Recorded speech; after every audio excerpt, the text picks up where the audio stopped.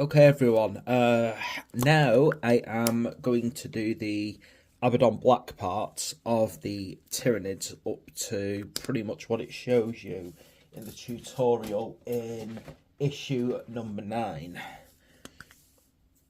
So, just to give you an idea of where I'm heading with this before I actually start, here's what I've done on a previous model.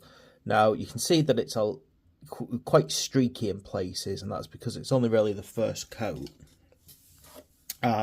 However, I'm kind of making a little bit of an assumption about what direction they're going with this in the future. So I'm pretty certain that it's not going to stay black. What I'll do though is just to get myself up and running. So it's dead simple. What we're doing is we're picking out certain claws and bone plates on these. Now, I'm trying to get my black quite watered down. Not completely watered down, but definitely enough to give me a nice flow. Hopefully you can see how I'm getting a nice flow of the black here. And that's because experience has taught me that, particularly with Abbadon black, if you make the coat too thick on the first one, it doesn't really work very well. You still get streaks, but then it's harder to work out later on if you want to kind of not have thickness, basically, too much thickness. So hopefully you can see what I'm doing here is I'm just going over these claws, going over certain bone plates. Now, I'm also going to point out that if you do make your Abbadon black runny enough, you can see that with a grey undercoat, it's kind of naturally highlighting edges on it, which is something that you may want to keep. You may decide, actually, I kind of like that because it's the highlighting has been done for me. And even on this one, I have no intention when I do my second coat of making it too black. I actually want the grey to be shining through. I also find as well that if it's nice and runny, I don't know, it's just like easier to get it into nooks and crannies, particularly where you've got sort of certain weird points on these miniatures. You can see, or hopefully you can see, that as I'm doing it, because it's very runny, it's kind of naturally sitting in certain areas and creating highlights in others. That is why I do it like that. Now, of course, we have to do it across all the different ones. Again, just be mindful about where you're doing it. Don't go too far offline. Oh, excuse me, I've got the flu at the moment, so I think it's flu anyway, but it's definitely, I've had COVID and now I think I'm having the flu. I think one of the problems with a combination of working in a college, having a wife who's a nurse, and obviously a son in a school as well, it's like, comes from every direction. Ugh. I can spend my entire winter just sick. Bouncing from one feeling of sick to the other. Right, okay, so if you're looking here about how this is going, hopefully you can see that I'm picking out some nice, and basically I'm keeping the grey visible, it's still there. Now, if you've done a wraith bone, so say you're following the official tutorials and sticking to High Fleet Leviathan, I think it is, then of course you've done a wraith bone undercoat. If you water your black down, you'll get the same effect. This is what I'm trying to say. Like, I'm following their tutorials, but I'm also trying to do my own thing at the same time. I feel like I've got a lovely bit of control over certain aspects. In this case, they didn't give us a black contrast, so I'm kind of making a bad version of it. a bad version of a contrast by just using water. That's it, it's just tap water. I know some people will tell you don't use tap water for things like this, but you know what? I mean, the problem is I'm trying to do this in a lot of ways like an amateur way, and not everyone has access to special water, soft water and things like that, so hence my decision to do it this way.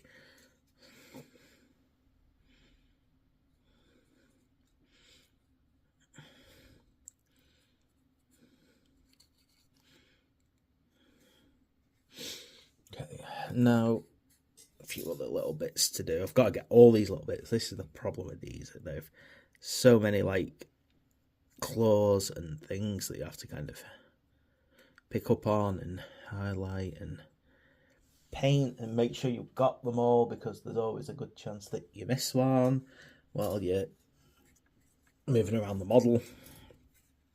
Like these ones up here.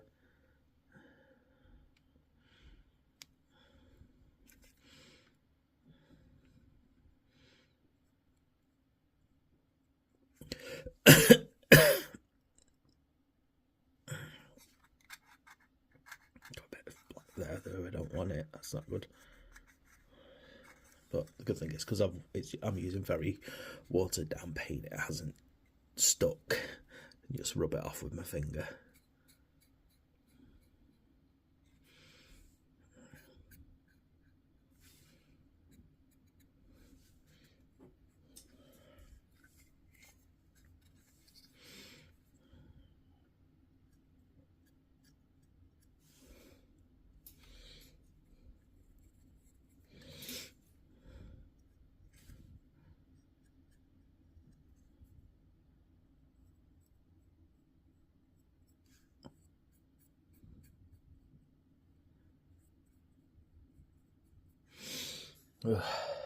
Gosh.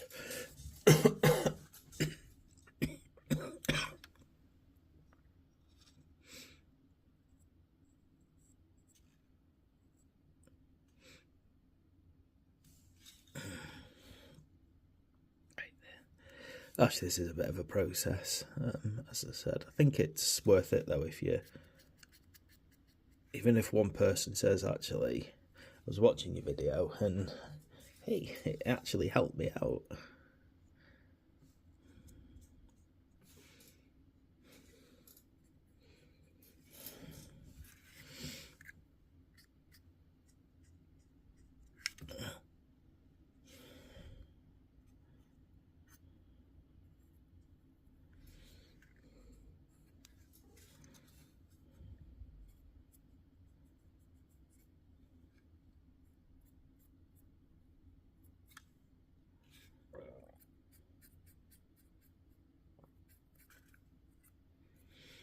Just trying to save my voice for a minute because my throat and my chest are just like really bad.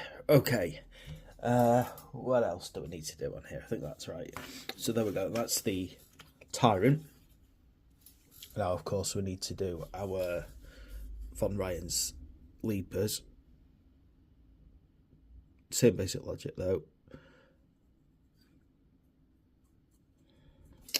Right, I need to add a bit more water because it started to thicken up a bit and I don't want it that thick. So I want it to just kind of flow in just the right way, not too little and not too much, which sometimes requires a bit of playing around.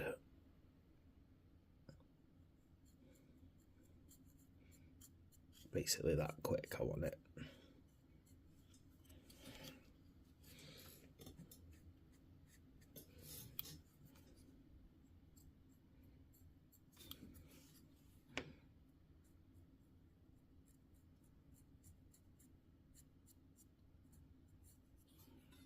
Hopefully you can see where the grey is shining through. As I said, I'm probably going to do at least one more layer when that's dry, because I do want it to be slightly thicker but not so much that I completely lose the grey popping through. It's a bit of a kind of what's it called now?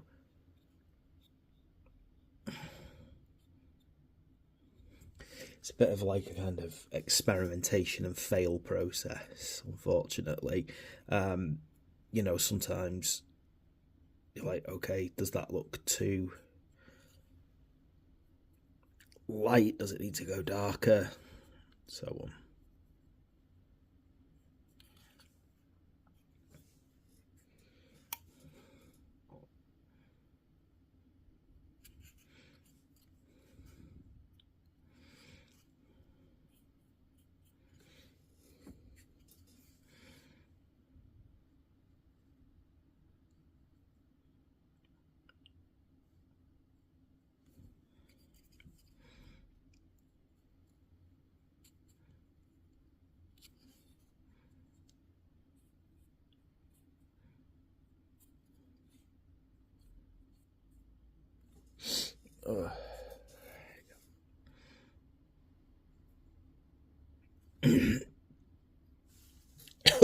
Oh, excuse me. Oh, probably doesn't sound that bad on camera, but every time I cough, it is like a fire going through my entire chest. It's horrible.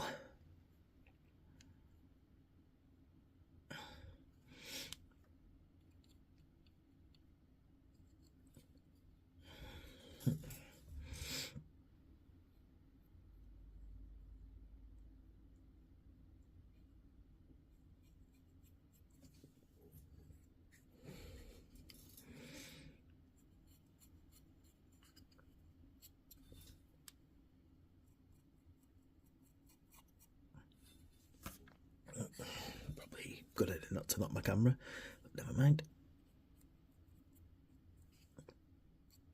Right, we're getting the last little bit now.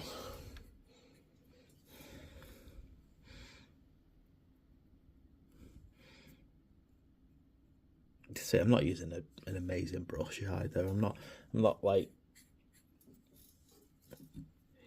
using high quality brushes to do this, and just cheap brushes that I got at the range.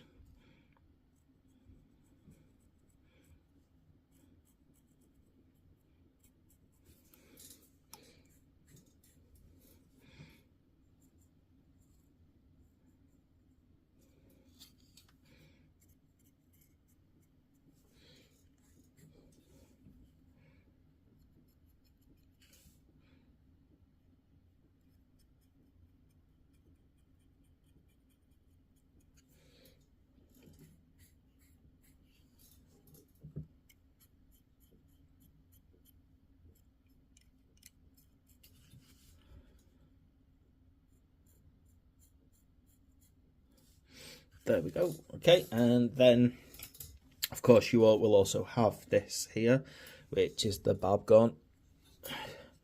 A bit more unusual in the placing of the black here. So you've got here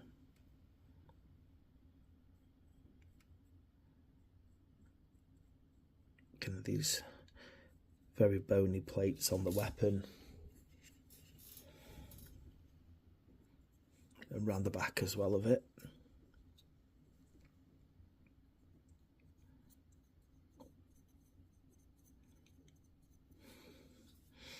Just make sure you kind of catch any edges that you need to. There you go.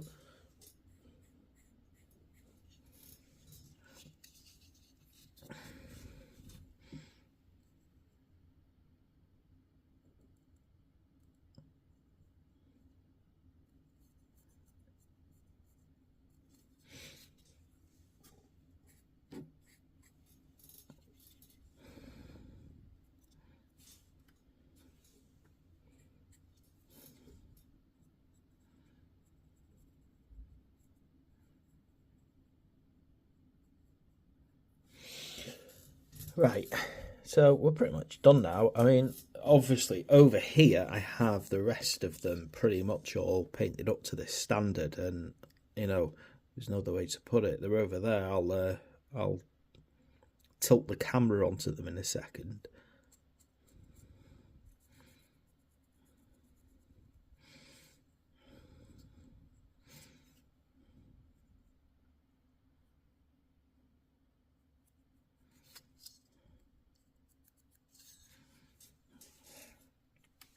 Oh, there's always some other place that you realise you've got to still do. So annoying. Water's pellets drying up again. As I said, it's really difficult to get like the perfect consistency some days. Not all the time, but sometimes.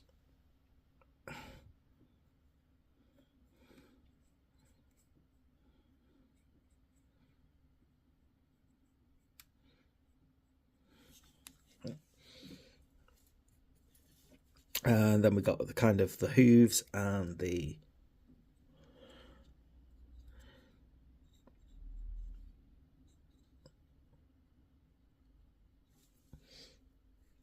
little bone spikes.